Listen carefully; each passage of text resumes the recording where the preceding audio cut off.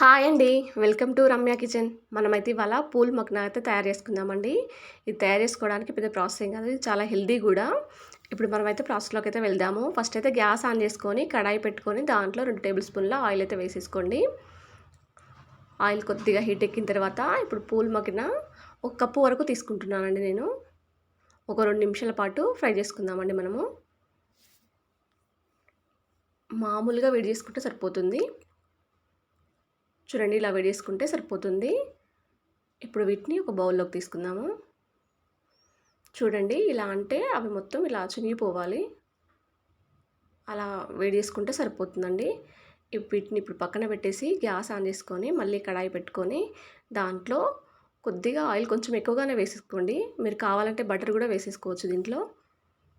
Oil కొంచెం heat ఎక్కిన తర్వాత దీంట్లో బిర్యానీ ఆకు, 3 లవంగాలు, దాల్చిన చెక్క, 2 ఇలాచీలు, అలాగే మిరియాలు కూడా ఒక 4, 5 వేసుకుంటున్నానండి నేను. కొద్దిగా వేగిన తర్వాత మసాలా దీంట్లో 1 టేబుల్ స్పూన్ వరకు జీలకర్ర వేసుకున్నాను నేను. కొద్దిగా వేగనివ్వండి. వేగిన తర్వాత ఒక 2 ఆనియన్స్ నేను చిన్నగా కట్ చేసుకొని వేసుకుంటున్నానండి.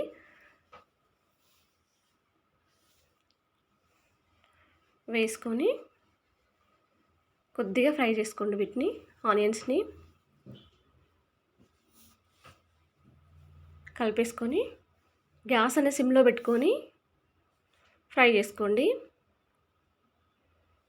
ఇవి ఫ్రై అయ్యేలోపు ఒక 2 టమాటాలు తీసుకున్నానండి. అలాగే 7-8 జీడిపప్పులు తీసుకొని మిక్సీ పట్టేసుకొని పక్కన పెట్టేసుకోండి. ఇప్పుడు వీటిలో పచ్చిమిర్చి వేసి కొద్దిగా దోరగా ఫ్రై చేసుకోండి. చూడండి, ఆనియన్స్ అనేది పూర్తిగా ఫ్రై అయిపోయినాయి కదా. ఇప్పుడు దీంట్లో మనం అల్లం వెల్లుల్లి పేస్ట్ నేను ఫ్రెష్ వేసుకుంటున్నానండి. ఫ్రెష్ వేసుకుంటేనే సరిపోతుంది. మీరు లేదు అంటే మిక్సీలో కూడా వేసుకోవచ్చు. అలాగే 1/2 టీ స్పూన్ వరకు పసుపు వేసుకోండి. మొత్తం కలిపేసుకోండి. ఇప్పుడు అలా కలిపేసుకున్న తర్వాత ఇప్పుడు మనం మిక్సీ పట్టుకున్న పేస్ట్ అంతా ఇందులో వేసేద్దామండి. మనము మొత్తం అందులో వేసేసి కలిపేసుకోండి. ఇక ఒక 2 నిమిషాల పాటు వాటర్ గిట్లా ఏం వేయకుండా ఫ్రై చేసుకోండి. ఇప్పుడు దీంట్లో పెరుగు నేను వేసుకుంటున్నానండి. ఫ్రెష్ పెరుగు వేసుకోవాలి. మీరు కావాలంటే క్రీమ్ కూడా వేసుకోవచ్చు. ఇందులో ఫ్రెష్ క్రీమ్ కూడా. పుల్లగా ఉండద్దండి పెరుగు అనేది. పెరుగు వేసిన వెంటనే మొత్తం కలిపేసేయాలి, లేకుంటే ఉండలు ఉండలుగా ఉంటుంది.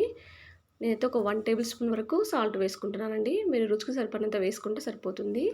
అలాగే కారం కూడా 2 టేబుల్ స్పూన్లు వేసుకున్నాను. కొంచెం కారం ఎక్కువగానే పడుతుంది. అలాగే 1/2 టీ స్పూన్ వరకు ధనియాల పొడి, 1/2 టీ స్పూన్ వరకు జీరా పౌడర్ వేసుకోండి. అలాగే గరం మసాలా కూడా 1/2 టీ స్పూన్ వరకు వేసుకోండి. మీరు స్పైసీనెస్ అనేది చూసి వేసుకోండి. కొందరు ఎక్కువ స్పైసీ తినరు కదా. ఇప్పుడు మొత్తం కలిపేసుకోండి. మసాలా అంతా బాగా కలవాలి. ఇప్పుడు ఆయిల్ పైకి వచ్చే వరకు కూడా మూత పెట్టేసేయండి. చూడండి, ఆయిల్ పైకి వచ్చేసింది కదా. ఇప్పుడు వీటిలో 1 కప్పు వరకు నేను వాటర్ పోసుకుంటున్నానండి. వాటర్ పోసుకొని మొత్తం కలిపేసుకోండి.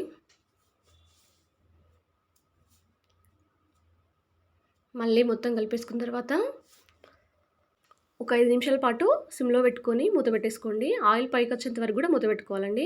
చూడండి, ఆయిల్ అనేది ఎలా పైకి వచ్చిందో. ఇప్పుడు మనం దీంట్లో మొత్తం కలిపేసుకొని కొద్దిగా ఒకసారి కలుపుకున్న తర్వాత పూల్ మక్నా అనేది వేసేయండి. దీంట్లో వేసి మసాలా బాగా పట్టించండి దానికి. అలా కొద్దిగా కలుపుకుంటూ మసాలా బాగా పట్టించి వీడియోలో చూపించినట్టుగా కలిపేసుకోండి, సరిపోతుంది. ఇప్పుడు దీన్ని ఒక 2 నిమిషాల పాటు మళ్ళీ మూత పెట్టేసేయండి. 2 నిమిషాల పాటే అండి, ఎక్కువగా కుక్ అవ్వద్దు. అంతే. ఇప్పుడు చూడండి, ఆయిల్ అనేది మళ్ళీ పైకి వచ్చింది కదా. ఇప్పుడు చివరిగా కొత్తిమీర చల్లుకోవాలండి. మీరు కావాలంటే కస్తూరి మెంతి కూడా వేసుకోవచ్చు. కస్తూరి మెంతి లేని వాళ్ళు కొంచెం ఎక్కువగా కొత్తిమీర వేసుకుంటే సరిపోతుందండి. ఇది అన్నంలోకైనా, చపాతీలోకైనా, బటర్ నాన్లకైనా చాలా బాగుంటుందండి. ఇది హెల్త్కి కూడా చాలా మంచిది. మీకు నచ్చితే లైక్ చేయండి. ఏమైనా డౌట్స్ ఉంటే కామెంట్ చేయండి.